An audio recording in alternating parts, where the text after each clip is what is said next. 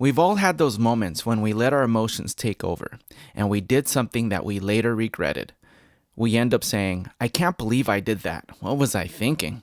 The amygdala is one of two almond-shaped brain structures located deep in the brain that helps you recognize and respond to threats. Our amygdala protects us from harm by receiving information from the world and quickly scanning our memories to see if the information presents any threat.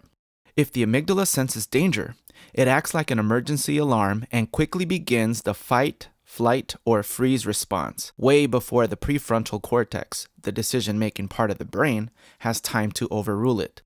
Once activated by a perceived threat, the amygdala causes adrenaline and cortisol to be released from the adrenal glands, located right above our kidneys, which leads to increased heart rate, blood pressure, and breathing. You may experience a racing heart, shaking, sweating, tense muscles, and nausea as this happens. Blood leaves the prefrontal cortex, where we make good decisions, and instead goes towards the amygdala and major muscles in preparation for a fight, flight, or freeze response. Because we lose conscious control of our thinking brain and our ability to make good decisions, this is often referred to as an amygdala hijack because the emotional brain takes over the thinking brain. We know too well that negative emotions can drive us to make some really bad decisions we'll regret later. This is a good thing in times of real danger. If there's a fire happening in your house, you don't want to be thinking, I wonder what might have caused this fire. Instead, you want to respond as quickly as possible, so think of this as a safety mechanism, kind of like a reflex to protect you from danger.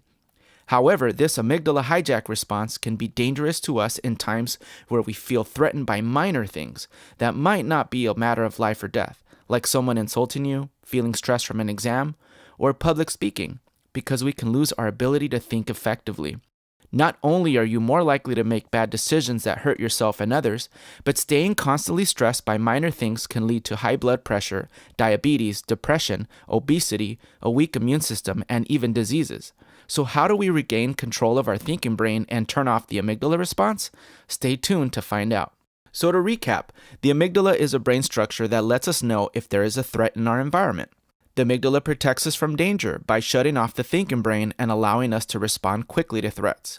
This is called the amygdala hijack because the thinking brain is taken over by the emotional brain.